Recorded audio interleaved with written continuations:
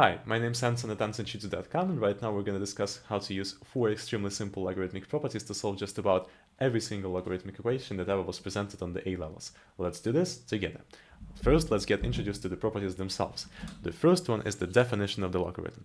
If you have a logarithm which has 2 in its base and 8 as its argument, using the first definition, we can actually understand what exactly does this equation ask us. So let's rewrite the letter b as the number 2, which is right here.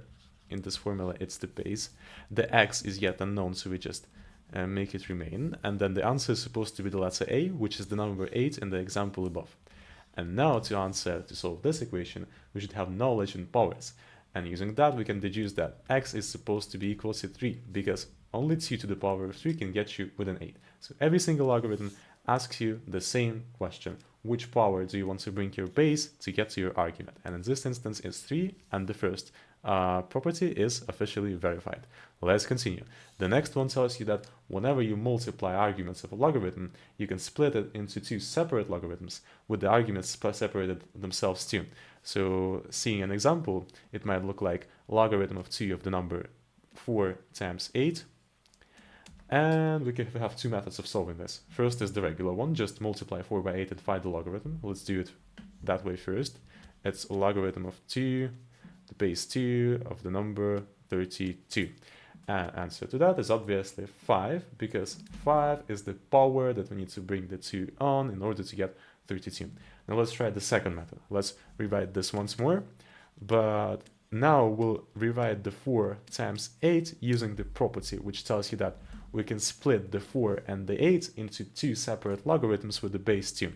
Writing this down, it'll look like logarithm base 2 argument 4 plus logarithm base 2 argument 8. And the answer to that one is the following. Logarithm base 2 argument 4 is 2, because 2 is the power of the base that you should bring it to get 4. And logarithm of 2/8 is essentially 3. Just as we have done this before. 2 plus 3 is 5, which coincides perfectly with our previous answer and proves by an example that the first property can also work. So this one is explained. The next one tells you that whenever you have a division of logarithms in your argument, you may split them into subtraction. Now, if we present ourselves an example, it'll look like logarithm of 2 of 8 over 4. And once more, if we solve this the regular way, logarithm of 8 over 4 itself, is 2. So logarithm with the base 2 and the argument 2 is 1, because you should bring 2 to the first power to get just 2 without changes. Now let's utilize the formula. The formula will be written like this. Logarithm of the base 2, 8 over 4 is the same as logarithm base 2 of 8 minus logarithm base 2 of 4. And now those two are solved separately. Logarithm 2/8 is 3, logarithm 2/4 is 2. We take them away and it's 1. So the second property is explained too, and it works too. Now finally, for the third one, if we have an argument which is brought to a power can be actually brought out of this argument on the side before the logarithm itself. So it can be made a factor of a logarithm. Now the example would look something like logarithm of 3 base 3 of 9 to the power of 2. If we solve this blatantly, it will look like logarithm 3 of 81, because that's 9 to the power of 2, and that's 4. That's the power you should bring your 3 to get 81. If we use the property, however, it'll look something like log 3 9 to the power of 2, the same as 2 multiplied by log 3 of 9. So the 2 just migrated its way from an index to an actual factor in front of your logarithm. And that's incredibly useful too, because logarithm 3/9 is simply 2, and then 2 remains at the front of your formula, and 2 times 2 is 4. So that coincides perfectly too, and proves, by example, the last property. For example, this one. It tells you that using the low-cell logarithms, you should solve this equation and earn a whole bunch of 3 marks for it. Well, let's do this together. So first, we look at if there's a bunch of logarithms down here and the signs separating them, in this case it's a minus, we look at the property which has a minus and its core. And this is the second one.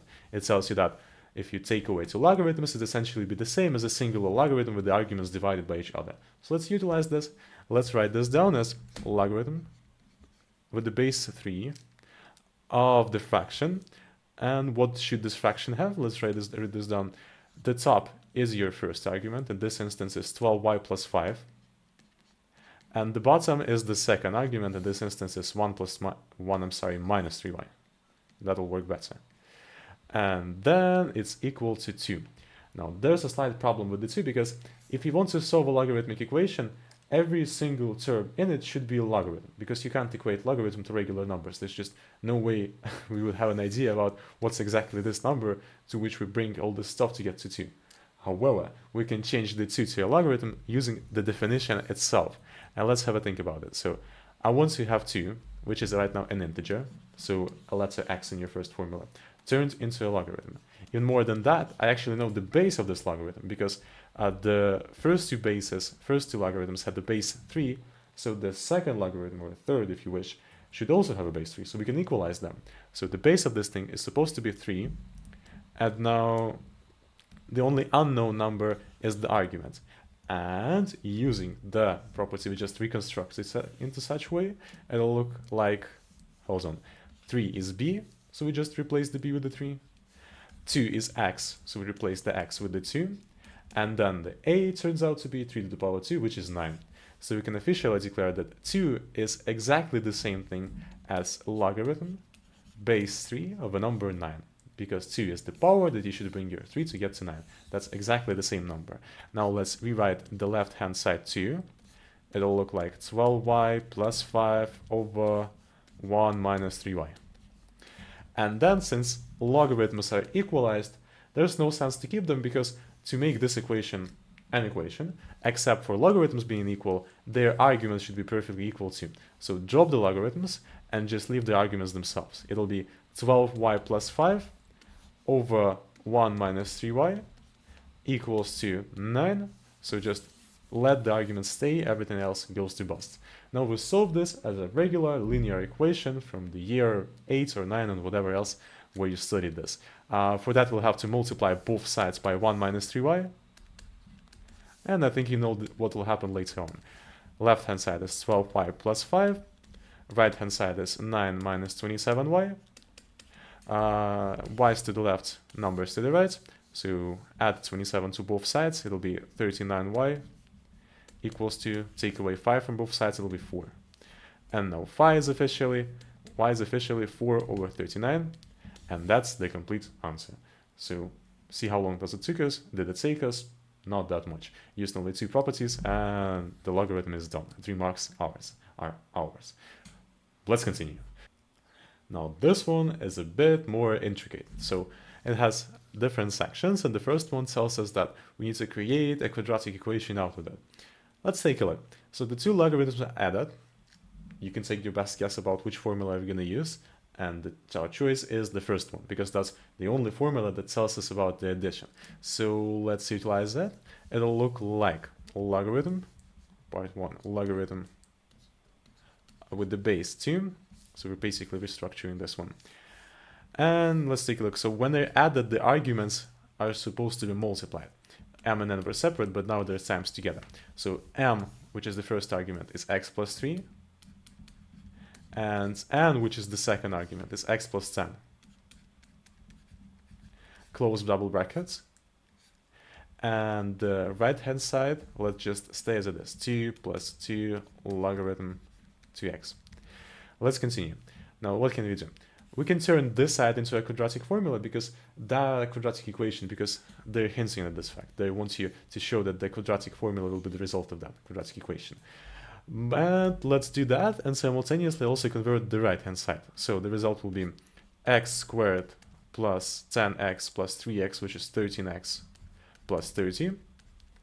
And the right-hand side is a bit more interesting. So we do remember that to create a logarithmic equation, every single side should be a logarithm.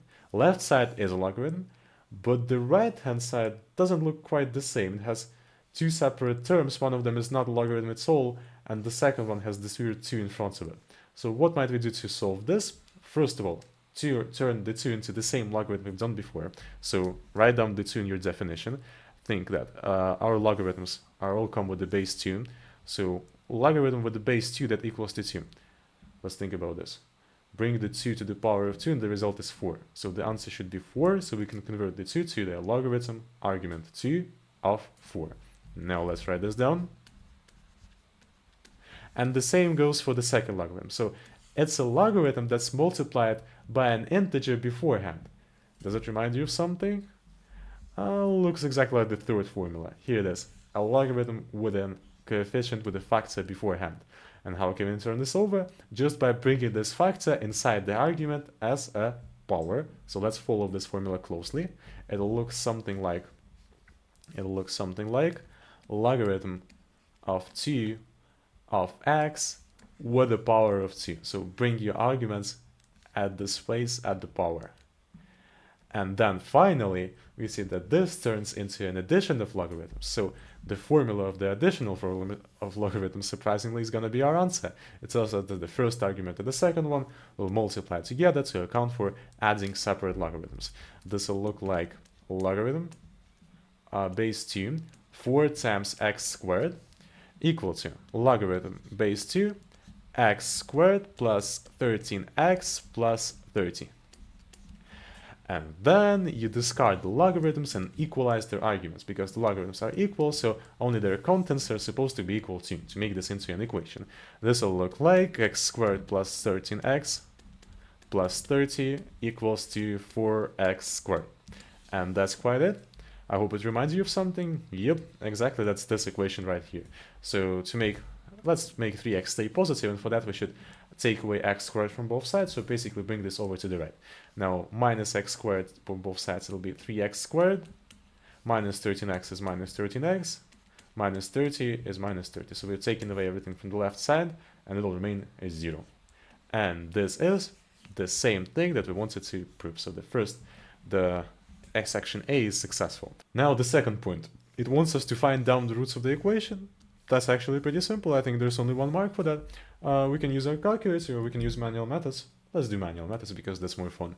So let's write down the big scary cross. Multiply 3 by 30, it's minus 90.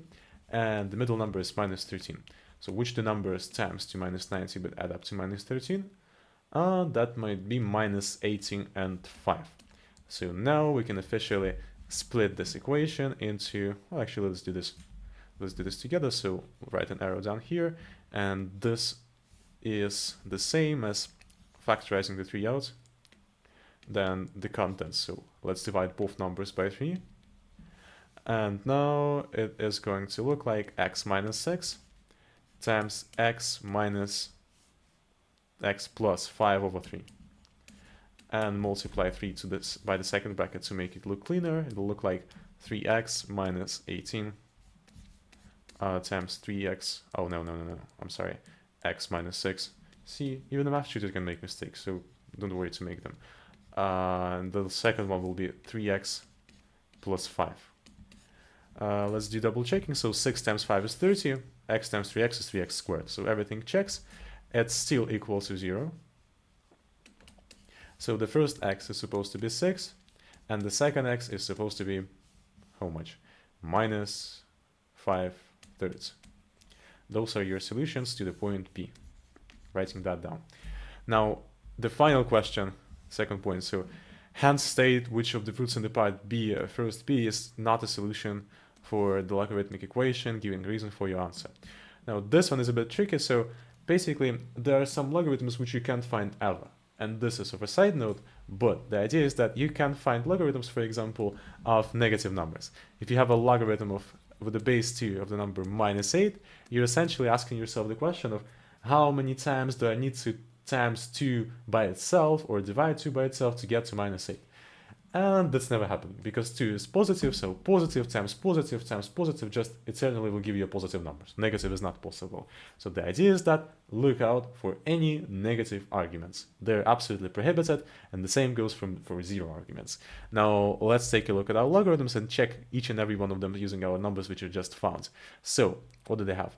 They're mostly about adding stuff. So yeah, if we insert, for example, what was our first solution? 6 in the first one, in the first logarithm, it'll be fine. Log 2 9, that works. Now log 2 16 works too, and log 2 6 works as well. What about the next one, minus 5/3?